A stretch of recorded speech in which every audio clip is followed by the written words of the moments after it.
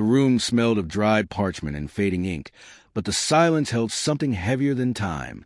Dr. Laravan traced the edges of an old manuscript, its pages filled with notations no one had dared classify.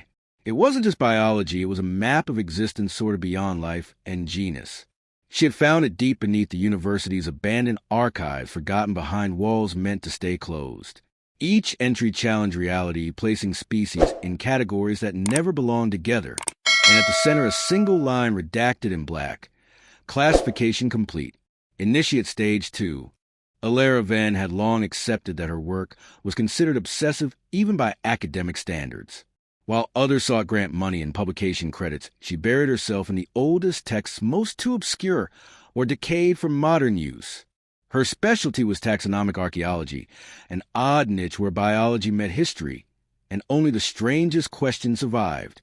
She wasn't chasing extinct animals or trying to revive dead branches of evolution.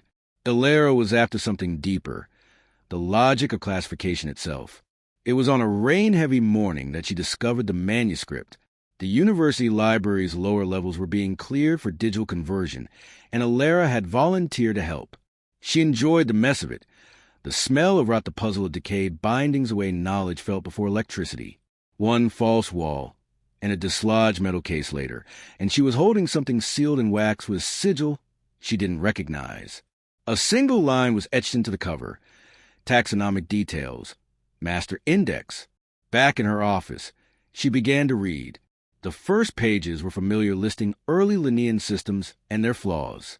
But then the categories grew stranger. Subgenus entries cross kingdoms. Some species were tagged as recategorized with annotations written in a mix of Latin and symbols she couldn't decipher. Others referenced life forms that didn't exist in any known archive. The further she read, the more her instincts screamed this wasn't biology anymore. It was a catalog of being itself. Alara kept the manuscript secret even from her closest colleague Jonas.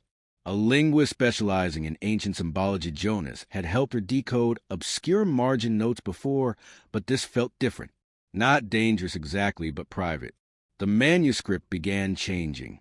New lines appeared beneath her fingers, entire entries shifting their placement or spelling when she returned to earlier pages.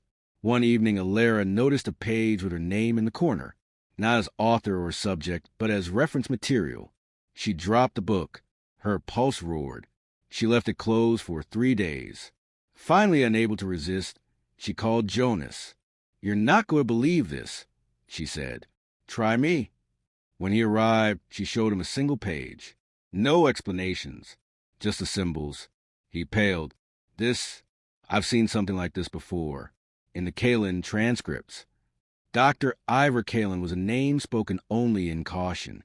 A former faculty member who had vanished decades ago under circumstances the university refused to explain. His research was sealed, his name removed from records. Alara had only heard whispers, a project beyond biology, one that tried to rewrite how the world organized itself.